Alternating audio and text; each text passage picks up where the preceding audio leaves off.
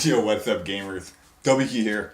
And I can't have been the only person who read this chapter lightning quick. Yeah, it was a pretty short chapter, I thought. And honestly, it wasn't too eventful. I'm not going to oversaturate the epicness that happened in this chapter. But there was a lot of core things that did happen in this chapter that I do feel like I need to talk about.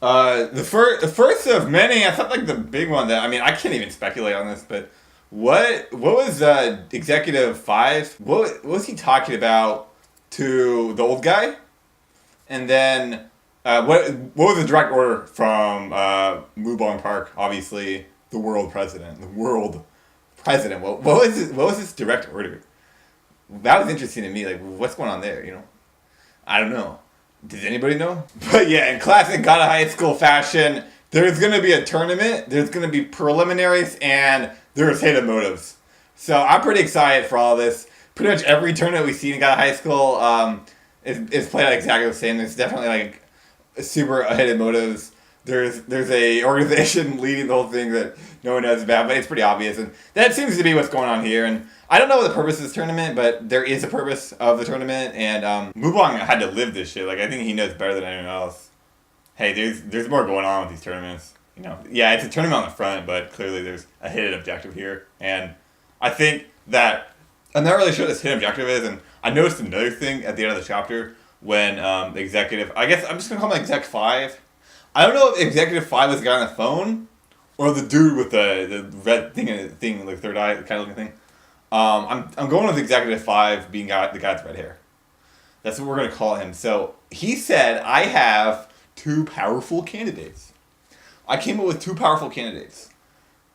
So, you know, I got a direct order from the world president, who's leading some sort of, you know, hidden agenda. He has a hidden agenda. Obviously, this tournament has a hidden agenda. I get a direct order. And I'm bending the rules, and it's it's publicly obvious. Right? It's super obvious I'm bending the rules. And I'm, you know, he's not even, like, defending himself. He's like, yeah, that's what's happening. Like, get out of my office. So, what's going on here? But this is what's interesting. I have two candidates. Now, Ahan Dawn, she's actually really strong, and I want to see more out of her. I don't think we're going to see any more out of her because of her, like, weakness. But I really hope we do. I think that'd be really sick.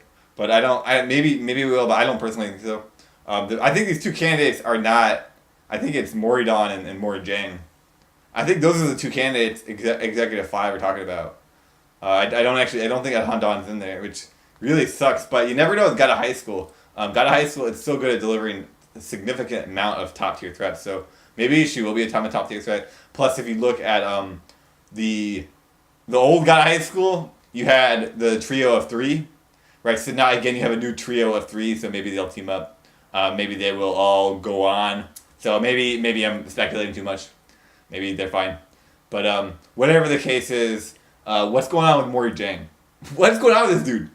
Yeah, he's not crazy, but he has memories of Mori Jin, right? He has memories of past life. He looks almost exactly like Mori Jin, except with purple hair.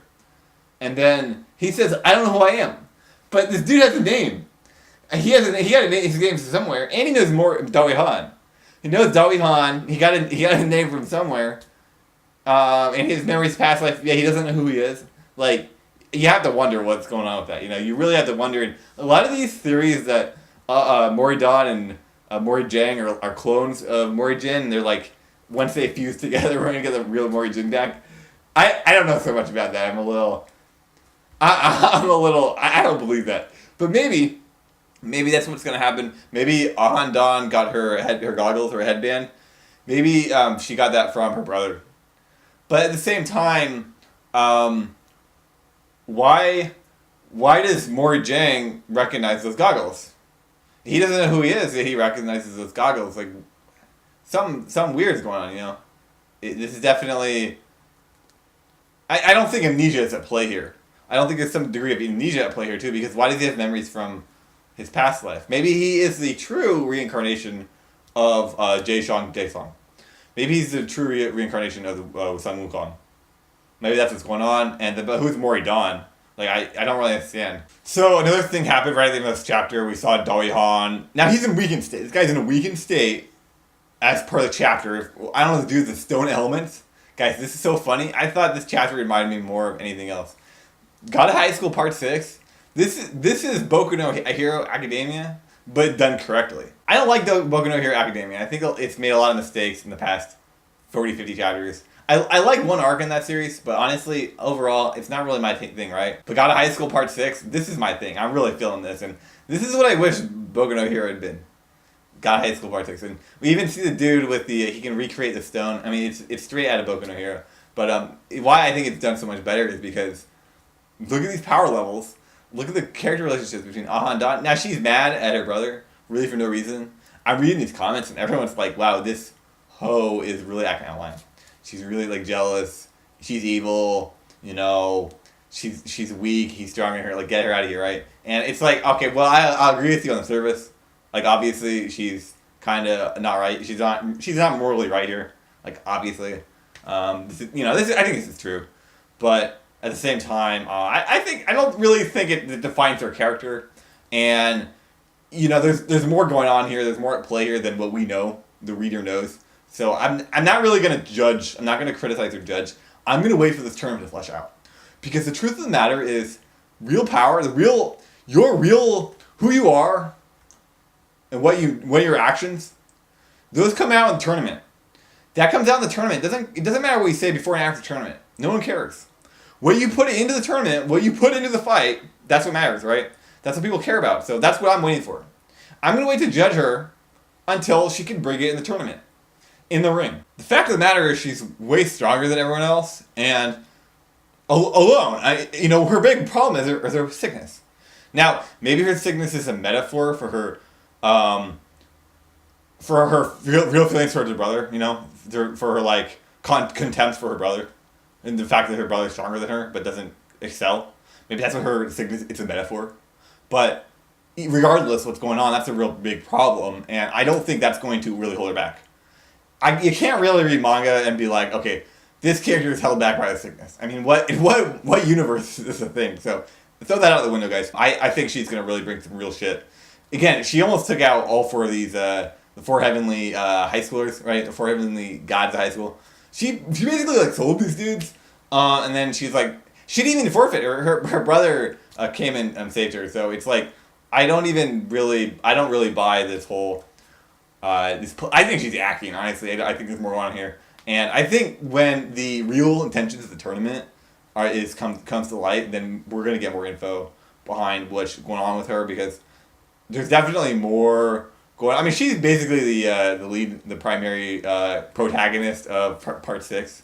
So, again, saying that, she is, like, I think criticizing her it's not fair right now. But yeah, let's go back to Dali Han, because he kind of destroyed these 11 executives, where clearly these guys are completely fodder, completely irrelevant, and I'm actually kind of glad they're irrelevant, because 11 new characters that I have to consider and think about and judge their power levels, like, I didn't really want to do that. Okay, they all get fodderized in about 2 seconds. Like, sweet, dude.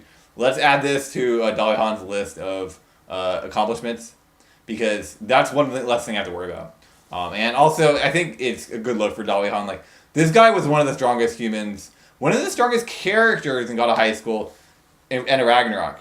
Now, I know something goofy stuff has happened since then, and he's a lot weaker, but I mean, how much weaker can you be? Are there any characters that are stronger? Or, like, who are the top dogs of Part 6? Can Dali Han take on them? Like, this is what I'm wondering. So yeah, for him to, flatterize these dudes, I thought that was pretty cool. And yeah, I don't really know his role, Yumira's role in Part 6. Is Morijin still a character? He literally might not exist. He might have split his personality into Morijang and Moridon. No one knows. Nobody has an idea. And personally, guys, I really have no clue too. So yeah, we got a lot of questions this chapter, not a lot of answers, and honestly, it was a pretty short chapter. I think it's pretty, like, connecting, like, plot, just building up plot, building up hype for this big tournament. I know when this tournament goes down, we're gonna some really, really crazy stuff's gonna go down, and I think we're gonna get a lot of the really big answers that were not answered in Part 5, right at Ragnarok. And right at the end of Ragnarok, we got all these, like, crazy answers, but I think we're gonna get a lot of the bigger answers were not answered, a lot of bigger questions, and I think we're gonna start hitting those in this arc. I think that's kind of the point of this arc, and then maybe maybe this whole reincarnation thing through Mori Jin, maybe that'll be addressed also.